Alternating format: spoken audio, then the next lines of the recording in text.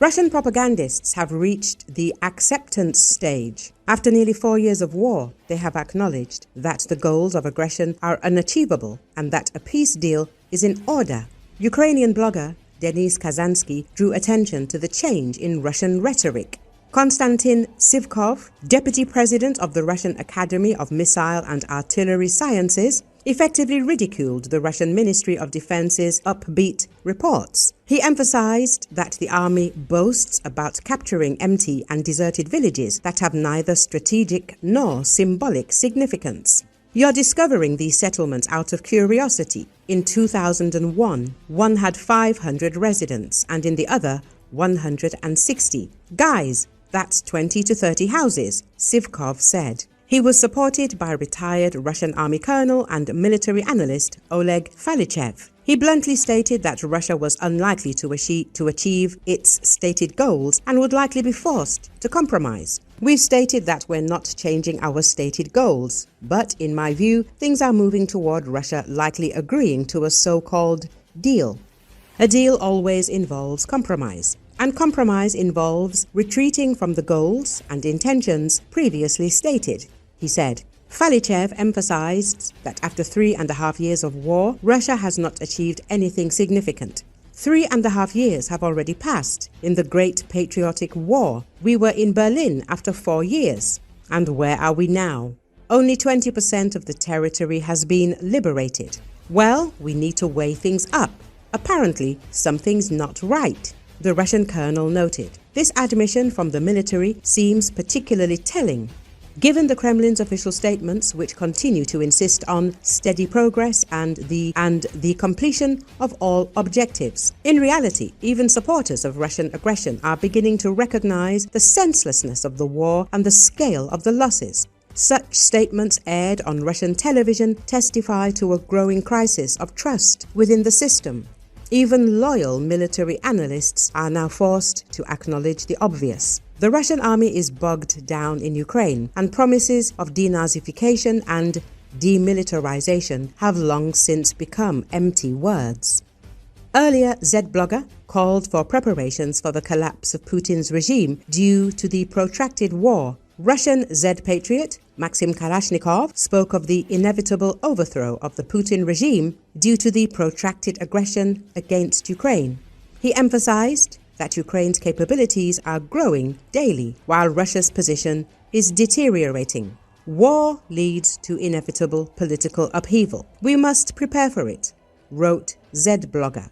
The propagandist drew attention to the lag in the military sphere. He recalled that according to a decision by the Ministry of Defense Board, unmanned forces were supposed to be deployed to the Russian armed forces by the end of the third quarter of 2025, but they still haven't been created. Meanwhile, Ukraine formed its Unmanned Systems Force in record time on February the 6th, 2024. Kalashnikov also recalled that Ukrainian drones are systematically attacking Russian oil refineries, causing a fuel crisis and undermining the country's economy. Russia's air defenses have proven ineffective in repelling these attacks. A monstrous delay in decision-making, a monstrous inertia in the scientific and technological struggle. And it doesn't take a rocket scientist to understand the outcome of the current positional SVO, Kalashnikov emphasized. Z-blogger's comments reflect growing dissatisfaction within Russian society with the Putin regime and its ineffectiveness.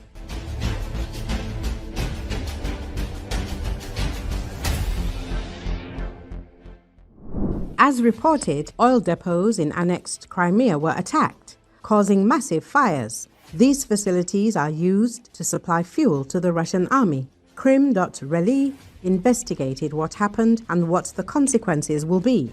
In annexed Crimea, explosions were heard in the early morning, after which 2 powerful fires broke out in Simferopol and the Simferopol region.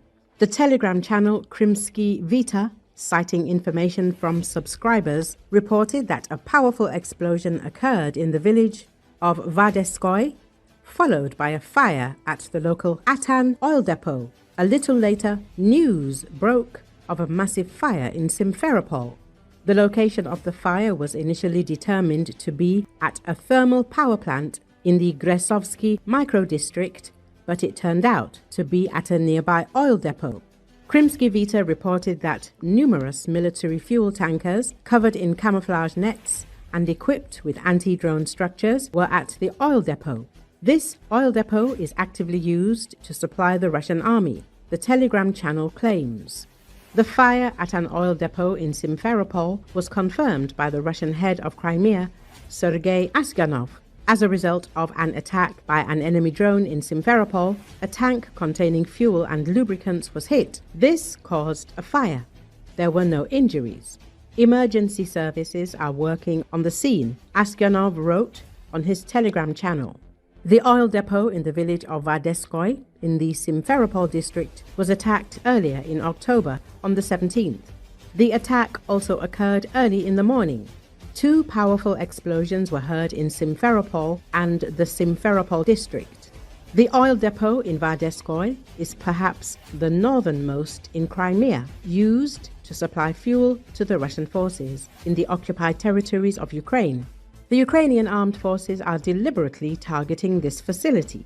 As a result, the fuel supply route will be extended and consequently the fuel delivery time to Russian troops. A Crimean military expert, a former Ukrainian officer, and a lieutenant colonel in the Ukrainian Armed Forces Reserve told Krim.Reli on condition of anonymity.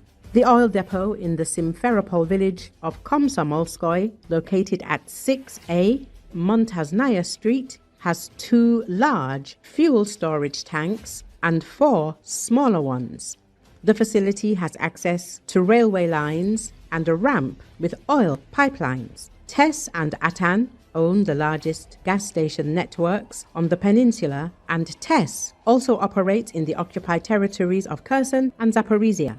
Both companies operate fleets of fuel trucks and oil depots and supply fuel to the Russian army. Therefore, they are legitimate targets for the Ukrainian armed forces, and Russian troops will be on a starvation ration, commented a military expert from Crimea. In October, the Ukrainian Defense Forces attacked 3 oil depots in Crimea, 2 of them twice. In this case, Russian equipment cannot move due to lack of fuel. The largest marine oil terminal in Crimea is located in Feodosia. It was attacked on the night of October the 6th, sparking a massive fire that burned for several days. Some of the storage tanks were destroyed in the fire.